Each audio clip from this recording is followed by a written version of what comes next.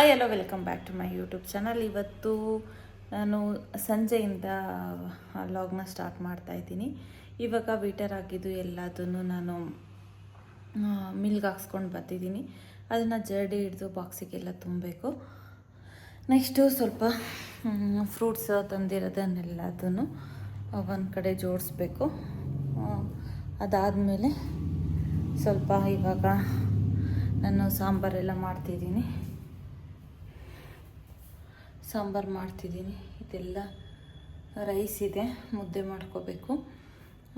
ಅಂದರೆ ಇವಾಗ ಸ್ವಲ್ಪ ಬೇಗ ಡೈಜೆಷನ್ ಆಗಲ್ವಲ್ಲ, ಸೊ ಹಾಗಾಗಿ ನಾನು ಊಟ ಬೇಗನೆ ಮಾಡ್ತೀನಿ. ಇದು ನೋಡ್ಬೋದು, ಮೊಸರಿಗೆ ಹಾಲನ್ನ ಕಾಯಿಸಿದ್ದೀನಿ, ಹಾಕಬೇಕು. ಸೊ ಆಲ್ಮೋಸ್ಟ್ ಎಲ್ಲ ಇದಾಗಿದೆ. ಇದೆಲ್ಲದನ್ನು ಜೋಡಿಸಿದ್ದೀನಿ. ಕಿಚನ್ದು ಆಲ್ಮೋಸ್ಟ್ ಎಲ್ಲ ಕ್ಲೀನಾಗಿದೆ, ಇನ್ನೊಂದು ಸ್ವಲ್ಪ ಇದೆ. ಬಟ್ ನನಗೆ ಸ್ವಲ್ಪ ಟಯರ್ಡ್ ಆ ಥರ ಇರೋದ್ರಿಂದ ನಾನು ನಿಧಾನಕ್ಕೆ ಕ್ಲೀನ್ ಮಾಡ್ಕೋತೀನಿ. ಸ್ವಲ್ಪ ವೀಟರ್ ಆಗಿದ್ದು ಇವಾಗ ಸ್ವಲ್ಪ ಜರಡಿ ಹಿಡಿಬೇಕು. ಜರಡಿ ಹಿಡ್ದಾದ್ಮೇಲೆ ಎಷ್ಟಾಗಿದೆ ಏನು ಅನ್ನೋದನ್ನು ನಿಮಗೆ ಹೇಳ್ತೀನಿ, ಆಮೇಲೆ ನಿಮಗೆ ಸಿಗ್ತೀನಿ.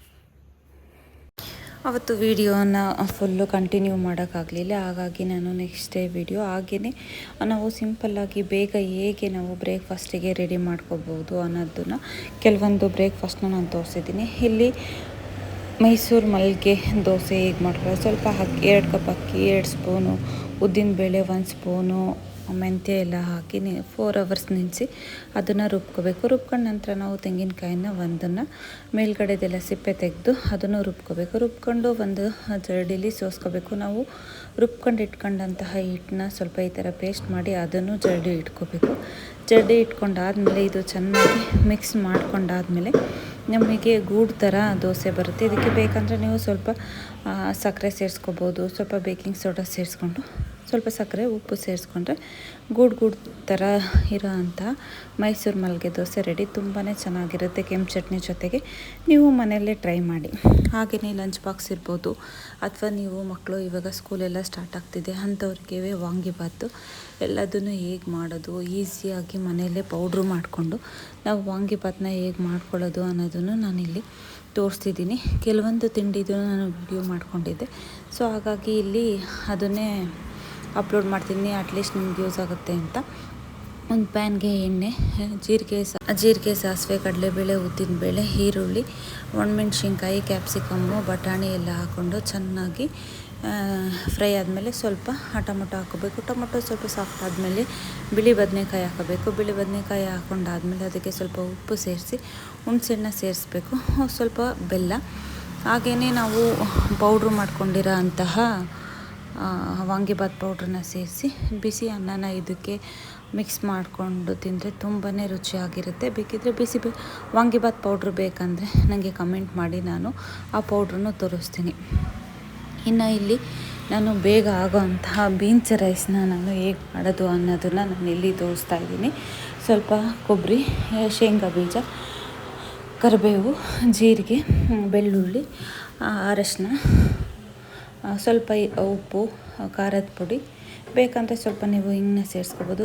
ತರಿಯಾಗಿ ರುಬ್ಕೊಂಡು ಒಂದು ಪ್ಯಾನ್ಗೆ ಎಣ್ಣೆ, ಜೀರಿಗೆ, ಸಾಸಿವೆ, ಕರಿಬೇವು, ಒಣಮೆಣಸಿನ್ಕಾಯಿ ಕಟ್ ಮಾಡ್ಕೊಂಡಿರೋ ಅಂತಹ ಬೀನ್ಸನ್ನು ಇದಕ್ಕೆ ಹಾಕಿ ಚೆನ್ನಾಗಿ ಫ್ರೈ ಮಾಡ್ಕೋಬೇಕು. ಫ್ರೈ ಮಾಡ್ಕೊಂಡ ನಂತರ ನಾವೇನು ರುಬ್ಬಿಟ್ಕೊಂಡಿರೋ ಅಂಥ ತರಿ ಪೌಡ್ರನ್ನ ಇದಕ್ಕೆ ಸೇರಿಸಿ ಸ್ವಲ್ಪ 5 ನಿಮಿಷ ಬೇಯಿಸಿ ಆದಮೇಲೆ ಇದಕ್ಕೆ ರೈಸ್ ಮಾಡಿ ಇಟ್ಕೊಂಡಿರ್ತೀವಲ್ಲ, ಆ ರೈಸ್ನ ಮಿಕ್ಸ್ ಮಾಡಿದ್ರೆ ಬೀನ್ಸ್ ರೈಸ್ ರೆಡಿ. ಎಲ್ಲರೂ ಸಾಂಬಾರು ರೈಸ್ ತಿಂದು ಬೇಜಾರಾಗಿರುತ್ತೆ. ಹಾಗೆಯೇ 1 ಪಾಟ್ ಸಾಂಬಾರು ರೈಸ್ನ ನಾನು ಇಲ್ಲಿ ಟ್ರೈ ಮಾಡಿದ್ದೀನಿ, ತುಂಬಾ ಚೆನ್ನಾಗಿರುತ್ತೆ. ನೀವು ಟ್ರೈ ಮಾಡಿ.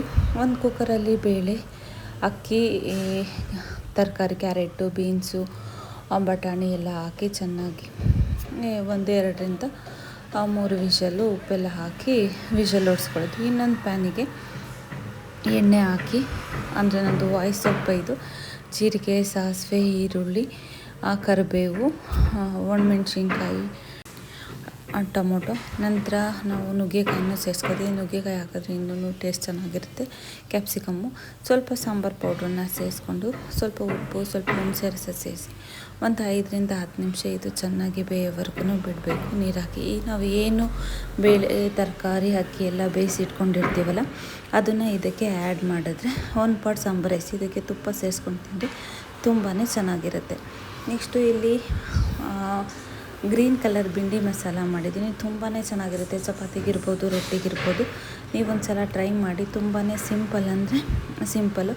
ಒಂದು ಮಿಕ್ಸಿ ಜಾರಿಗೆ ಹಸಿರು ಮೆಣಸಿನ್ಕಾಯಿ, ಶುಂಠಿ, ಬೆಳ್ಳುಳ್ಳಿ, ಕೊತ್ತಂಬರಿ ಮತ್ತು ಸ್ವಲ್ಪ ಅರಶಿನ, ಸ್ವಲ್ಪ ಗರಂ ಮಸಾಲ, ಸ್ವಲ್ಪ ಜೀರಿಗೆ ಪೌಡ್ರನ್ನ ಸೇರಿಸಿ ರುಬ್ಕೊಳ್ಳಿ. ಒಂದು ಪ್ಯಾನಿಗೆ ಎಣ್ಣೆ ಹಾಕಿ ಅದಕ್ಕೆ ಕಟ್ ಮಾಡಿ ಇಟ್ಕೊಂಡಿರೋ ಅಂಥ ಬೆಂಡೆಕಾಯಿನ ಸ್ವಲ್ಪ ಅದು ಏನು ಅಂಟಿರುತ್ತೆ ಅದು ಹೋಗೋವರೆಗೂ ಹುರ್ಕೊಳ್ಳಿ. ಇನ್ನೊಂದಕ್ಕೆ ಪ್ಯಾನಿಗೆ ಸಾಸಿವೆ, ಜೀರಿಗೆ, ಈರುಳ್ಳಿ, ಕರಿಬೇವು ಹಾಕಿ ಚೆನ್ನಾಗಿ ಹಸಿ ವಾಸನೆ ಹೋಗೋವರೆಗೂ ಫ್ರೈ ಮಾಡಿಕೊಂಡು ರುಬ್ಬಿಟ್ಕೊಂಡಿರೋ ಅಂತಹ ಮಸಾಲನ್ನ ಸೇರಿಸಿ ಮಸಾಲದ ಹಸಿ ವಾಸನೆ ಹೋದ ನಂತರ ನಾವು ಫ್ರೈ ಮಾಡ್ಕೊಂಡಿಟ್ಕೊಂಡಿರೋ ಅಂತಹ ಬೆಂಡೆಕಾಯಿನ ಇದಕ್ಕೆ ಸೇರಿಸಿ ಅದಕ್ಕೆ ಕೊತ್ತಂಬರಿನ ಸೇರಿಸಿದ್ರೆ ಗ್ರೀನ್ ಕಲರ್ ಬೆಂಡೆ ಮಸಾಲ ರೆಡಿ. ತುಂಬಾ ಚೆನ್ನಾಗಿರುತ್ತೆ. ಇಲ್ಲಿ ನಾನು ವೆಜ್ ದಮ್ ಬಿರಿಯಾನಿ ಮಾಡಿದ್ದೀನಿ ವೆಜಿಟೇಬಲ್ಸ್ದು. ಇದು ಪೂರ್ತಿ ವೀಡಿಯೋ ಮಾಡ್ಕೊಳಕ್ಕಾಗಲಿಲ್ಲ, ಎಷ್ಟಾಗುತ್ತೆ ನಾನು ಅಷ್ಟು ವೀಡಿಯೋ ಮಾಡಿದೆ. ಇದನ್ನು ನೆಕ್ಸ್ಟ್ ವೀಡಿಯೋದಲ್ಲಿ ನಾನು ನಿಮಗೆ ತೋರಿಸ್ತೀನಿ. ಈ ವಿಡಿಯೋ ಇಷ್ಟ ಆಗಿದ್ದರೆ ಪ್ಲೀಸ್ ನನ್ನ ಚಾನಲ್ನ ಸಬ್ಸ್ಕ್ರೈಬ್ ಮಾಡಿ, ಲೈಕ್ ಮಾಡಿ, ಶೇರ್ ಮಾಡಿ. ಹಾಗೆಯೇ ಇನ್ನು ಯಾರ್ಯಾರು ಸಬ್ಸ್ಕ್ರೈಬ್ ಮಾಡ್ಕೊಂಡಲ್ಲೇ ನೋಡ್ತಿದ್ದೀರಾ ಪ್ಲೀಸ್ ಸಬ್ಸ್ಕ್ರೈಬ್ ಮಾಡಿ. Thanks for watching. See you in the next vlog.